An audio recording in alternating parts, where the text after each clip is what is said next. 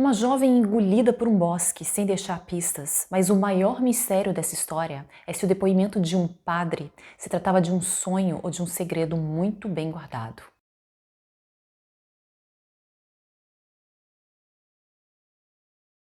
Oi, gente, bem-vindos, meus amigos de vídeo. Obrigada por deixar like, se inscrever, comentar, se inscrever novamente caso o YouTube tenha por algum motivo tentado nos separar. Mas nós continuamos por aqui, então vamos juntos para o nosso caso de hoje, italiano, e partimos então do dia 23 de julho do ano 2000, que é quando nossa protagonista de hoje, Cláudia Scarinzi, está com 24 anos. E ela mora com seus pais e com a sua irmã mais velha, numa pequena cidade pequenininha realmente, não tem nem 500 habitantes, de montanha, que fica no extremo norte do país. Se chama Cedrasco. Mas nesse dia específico, que é bem no meio do verão, ela e alguns parentes e alguns amigos de família estão no chalé que a família dela tem. Eles foram passar então alguns dias ali, um chalé que fica nas proximidades de um local chamado Magengo, perto de uma montanha conhecida como Monte Fopa, que fazem parte da área mais rural da cidade de Fusini, uma cidade que fica só 2 quilômetros do centro da cidade onde ela morava, Cedrasco. Ou seja, apesar de eles estarem bem pertinho de casa,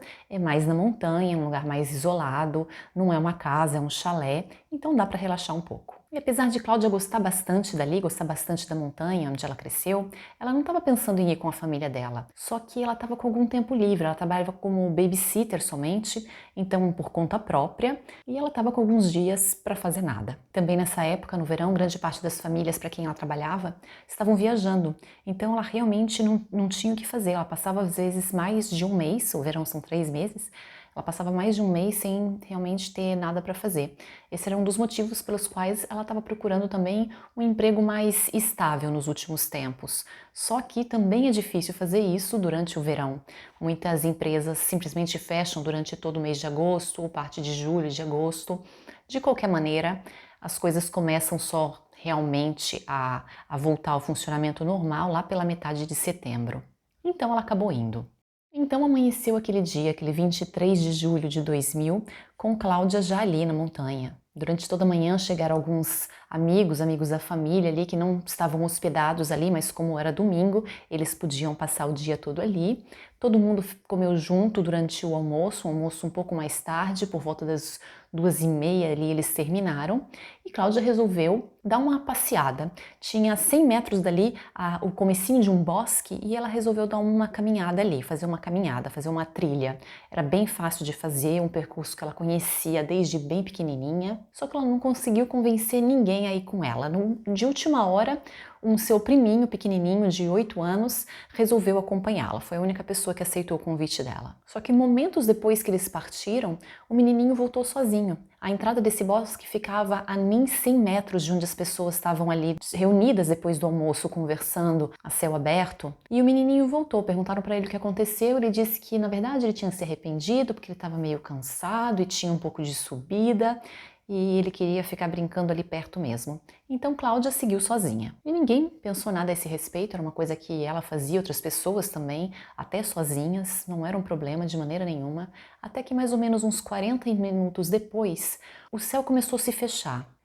E 15 minutos depois disso, ou seja, 1 hora depois que Cláudia tinha saído, desabou uma tempestade assustadora. Todos pensaram que ela já estava voltando, né, a Cláudia, só que estava realmente difícil, sabe quando estava difícil de você ver 1 metro na sua frente por causa da quantidade de água? Então, a irmã de Cláudia, Maria Grazia, e o seu namorado, eles colocaram capas de chuva, botas e tudo, e levaram um guarda-chuva extra, porque eles pensaram, pelo menos a gente consegue dar uma ajuda para ela voltar mais facilmente. Como eu disse, até ali ninguém tinha se preocupado muito, porque era uma trilha conhecida, um lugar seguro, super tranquilo, perto, não era uma trilha longa, eles imaginavam que ela estava já voltando, então para eles seria uma coisa de 20, 30 minutos no máximo, andar 10 minutos, encontrar ela, talvez fazer o caminho de volta debaixo da chuva um pouco mais devagar, só que se passaram 2 horas. Nessas 2 horas, Maria Grazia e o namorado fizeram toda a trilha, a ida e a volta, gritando o nome de Cláudia, tentaram sair da trilha, escalar uma pedra aqui e numa clareira ali, nada, eles não encontraram nem ela, nem um traço dela. Então, quando eles voltaram ali para o chalé, os pais de Cláudia se preocuparam muito imediatamente. Eles ligaram para a polícia, para o número de emergência, esses contataram a Guarda Civil e eles chegaram ali com alguns agentes para procurar na trilha, seja a pé, e também um helicóptero. Depois de mais uma hora de buscas, ninguém avistou nada, nem naquele dia, nem quando a chuva melhorou, nem quando a chuva passou, nem nos dias seguintes. O que parecia simplesmente incrível, uma coisa que não dava para explicar. O bosque não tinha um tamanho assim tão grande. Aliás, era um bosque pequeno, na verdade. Não era de difícil acesso, como eu disse, não tinha grandes descidas e subidas, não tinha grandes penhascos, não tinha muitos animais, um lugar realmente tranquilo, um lugar realmente fácil e principalmente um lugar que os agentes da Guarda Civil podiam ter certeza que tinham procurado, tinham olhado por tudo e não tinham encontrado nada, não tinha nenhum traço, nem de Cláudia com ou sem vida. E assim 10 dias se passaram e cada vez menos era feito, porque realmente não tinham pistas a seguir. Até que algo muito inesperado aconteceu. O pároco da cidade de Fusine, Dom Domenico Garbellini, vai até a delegacia e pede para falar com o inspetor que é responsável por esse caso. Ele diz que ele precisa contar um sonho que ele teve. Segundo o padre, um sonho muito real e macabro. Nele, um homem estava tirando o corpo de uma jovem, muito parecida com Cláudia, do bagageiro de um carro preto. E esse carro estava estacionado num local, numa parte ali da montanha, conhecida como Valmadre. E Dom Domênico tinha até resistido um pouco até aí às autoridades. Ele tinha tentado outras estratégias para passar adiante essa história primeiro. 2 dias depois do desaparecimento, ele foi fazer uma visita à casa da família Scarinzi e pediu para falar com a mãe de Cláudia. Ele contou para ela que ele tinha tido alguns sonhos. Primeiro, ele sonhou com a jovem na montanha. Ele acordou um pouco assustado, um pouco nervoso, dormiu novamente e sonhou com um carro preto. E no dia seguinte, que tinha sido a noite anterior, ele viu a jovem já sem vida, amarrada e sendo jogada de um penhasco. E a segunda coisa que ele tentou fazer foi, no domingo seguinte a isso, durante a missa, ele convidou todos os seus paroquianos ali a falarem sobre a Cláudia. Qualquer pessoa que soubesse de alguma coisa, ele fez um apelo para que fosse até as autoridades.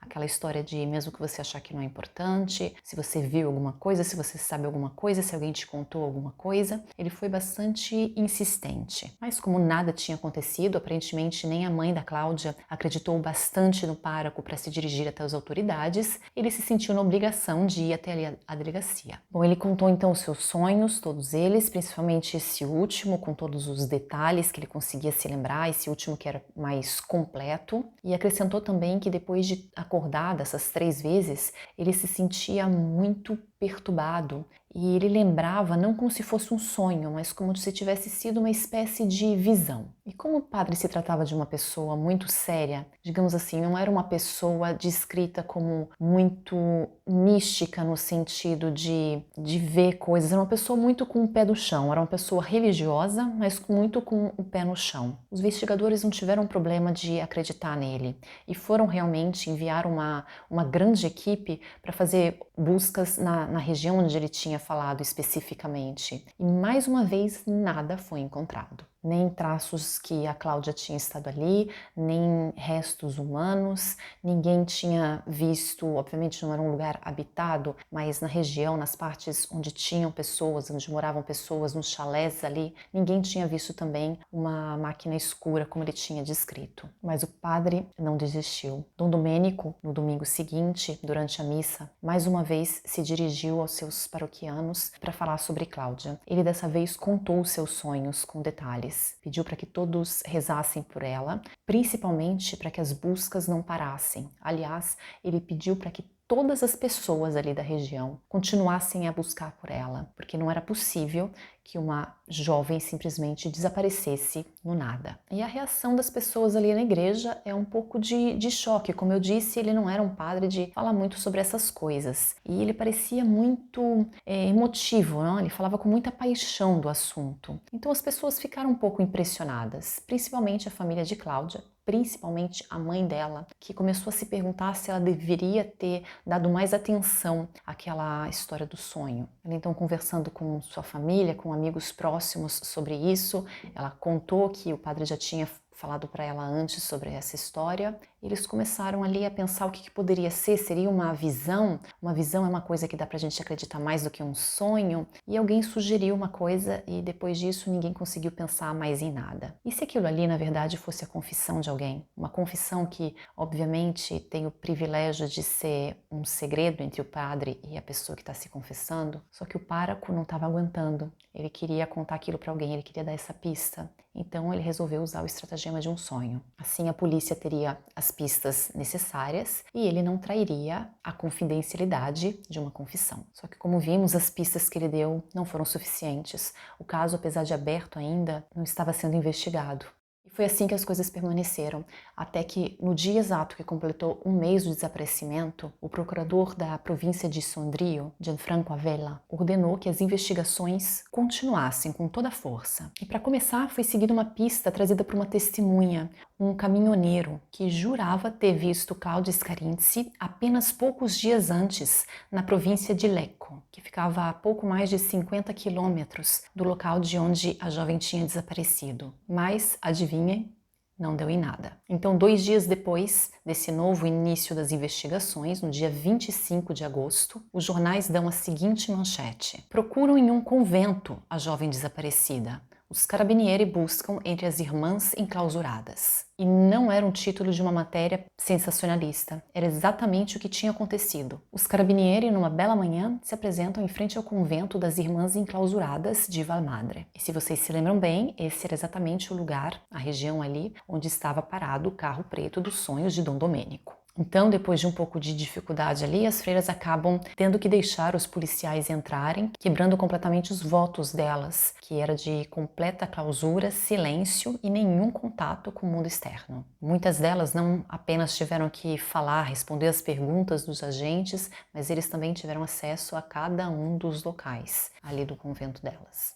Isso já seria difícil para freiras que fizeram esse voto, para qualquer tipo de pessoa que fez esse voto, mas elas eram freiras um pouquinho mais interessantes. Isso porque elas ainda estavam esperando que a igreja reconhecesse o voto delas como monjas voluntárias. Com essa intenção, elas encontraram esse lugar ali meio abandonado, que era meio abandonado antes, ali no meio das montanhas alpinas, e acharam que ali seria o perfeito lugar para viver em paz e completo silêncio. Ou seja, elas não eram freiras regulares. Eu não achei, honestamente, o porquê disso, mas elas não tinham sido ainda aceitas pela Igreja Católica. O que levou algumas pessoas a pensarem, a saltarem nas suas conclusões, né? De que, já que elas são umas que quebram as regras mesmo, já que elas não são certinhas, regulamentares, talvez elas aceitassem uma noviça mesmo contra a vontade dela. Talvez Cláudia tivesse sido trancada ali por alguém, por algum motivo, estivesse com uma clausura forçada. Fato está que realmente foi feita essa busca pelos investigadores e não se sabe se foi alguma testemunha que tinha dado alguma pista ou se foi uma coisa que os próprios policiais pensaram, uma teoria que eles tinham formado. Fato está que isso deu origem a muitas calúnias e diversos boatos, histórias e teorias, todas péssimas, em relação às misteriosas moradoras ali do convento. Depois disso, de nada adiantou a declaração pública do chefe das investigações dizendo que não foi encontrado nenhum vestígio de que Cláudia tenha nunca estado ali e de que as freiras não tinham mais nenhuma suspeita sobre elas. E pouco adiantaram também as declarações de Dom Domênico defendendo as freiras. As irmãs enclausuradas agora eram vistas como verdadeiras bruxas. Só que apesar de todo esse falatório, a verdade é que sobre o desaparecimento da Cláudia mesmo, se sabia tanto quanto no primeiro dia. Então, tentando voltar a esse início, começar do zero mesmo, o procurador-geral mais uma vez intervene e pede uma busca novamente ali no Bosque de Fusine. Contando com 200 pessoas, não voluntários, pessoas preparadas, tinham os carabinieri, tinha a proteção civil, tinha os socorristas alpinos e até a guarda de finança foi ajudar. Eles exploraram então uma área bem mais abrangente e usando mais tempo em cada pedaço que eles tinham subdividido ali.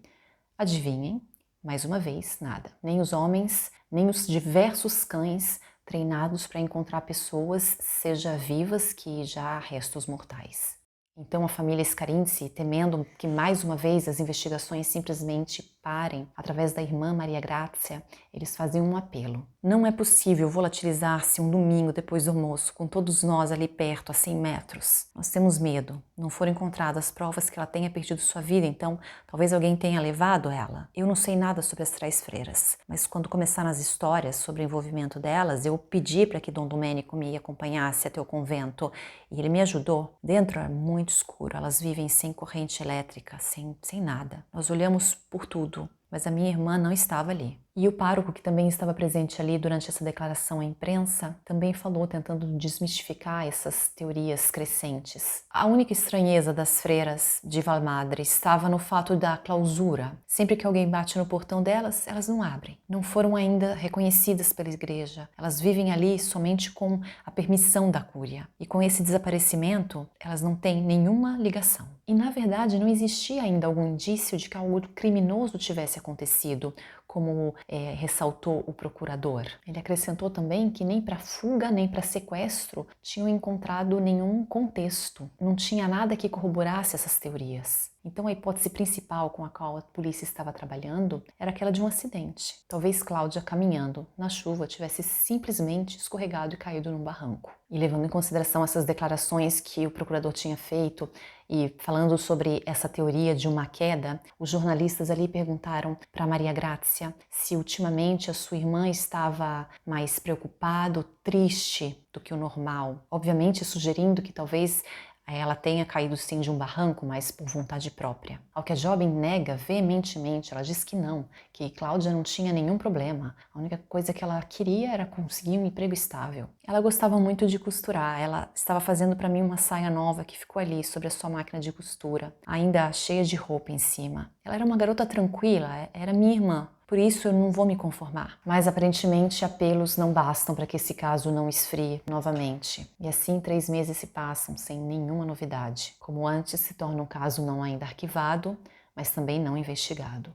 E assim que chegamos ao dia 11 de novembro de 2000, por volta das 9 da manhã, na cidade de Traona, que fica a pouco mais de 20 quilômetros de Fusine, quando um habitante ali da região, ele era um agente comercial, mas estava trabalhando no córrego Cervio, fazendo o repopulamento dos peixes ali. Num certo momento, ele simplesmente vê algo que vem boiando, tá longe dele, aquela coisa vem devagarinho boiando até mais próximo, e assim que ele consegue identificar como um corpo humano sem vida, ele chama o número de emergência. E apenas alguns momentos depois chegam os carabinieri ali, junto com o juiz de turno da Procuradoria da Província de Sondrio. O corpo, depois de um primeiro exame do médico legista ali no local, foi determinado que tinha a data de sua morte há provavelmente alguns meses antes. Já o motivo e a identidade da vítima não puderam ser estabelecidos no momento, mas com muita probabilidade era uma jovem mulher entre os 20 e 25 anos. E é óbvio que todo mundo pensou nela. O corpo então foi levado para o necrotério do cemitério ali da província para ser realizada uma autópsia, mas não antes que os pais de Cláudia sejam chamados para tentar reconhecer o corpo da filha, o que eles fazem imediatamente e sem sombra de dúvidas. Era ela. A hipótese mais provável para os investigadores é que o corpo tenha sido levado até ali por causa da correnteza, que nesses últimos meses não tinha sido só o temporal do dia que ela desapareceu, tinha sido uma série de temporais, um volume muito grande de água, muito mais do que o normal, o que causou os rios se encherem muito mais do que o normal e a criação de correntezas que geralmente não tinham ali. Mas restava então esperar o resultado da necropsia, que infelizmente não foi muito definitivo em relação à causa da morte. Mas o motivo mais provável era aquele que corroborava um acidente, um incidente, uma tragédia. A jovem teria simplesmente caído, provavelmente por causa da chuva, e encontrado na frente dela um penhasco. Mas tinha um pequeno problema, tinha uma pequena dúvida, que era como é que esse corpo não foi encontrado antes. Da região onde ela tinha desaparecido, todo esse percurso, que não era de 20 quilômetros, até a região onde ela foi encontrada, tudo isso tinha sido vasculhado. E como eu mencionei no início, não se tratam de regiões muito grandes, muito difíceis, as árvores não são aquelas uma grudada nas outras. É uma região muito fácil, muito tranquila, com com muito campo aberto. E esses rios que nós estamos falando são rios que, sem esse período de chuva, tem partes completamente secas, que dá para você atravessar saltando de uma pedrinha para outra a pé, sem se molhar. Ok, tinha chovido bastante, dava para carregar o corpo ali, mas para escondê-lo, para que ele ficasse submerso por meses, era bem difícil de acreditar. Simplesmente não existia esse volume todo de água. Mas tudo isso muito circunstancial. E o caso então foi definitivamente arquivado como um incidente. Mas não foram encerradas assim as dúvidas e desconfianças. A família Scarinzi nutriu esperanças de conhecer essa verdade por anos. Quase 20 anos, até o dia 4 de março de 2019, quando o pároco, Dom Domenico Garbellini, faleceu, já com 91 anos de idade, levando junto com ele, talvez, aquela confissão que explicaria tudo. Quem sabe se durante todos esses anos em que a família esperou para conhecer a verdade, o padre também estava esperando para se livrar dela. Ou não se sabe, e provavelmente é um daqueles casos condenados a permanecer um mistério. Foi algo tão simples e banal como tropeçar e escorregar? Ou algo tão complexo que nem com as pistas do padre a polícia conseguiu hipotizar? Eu particularmente acho que a gente tem que desconfiar de coincidências. Mas vocês o que acham? Obrigada.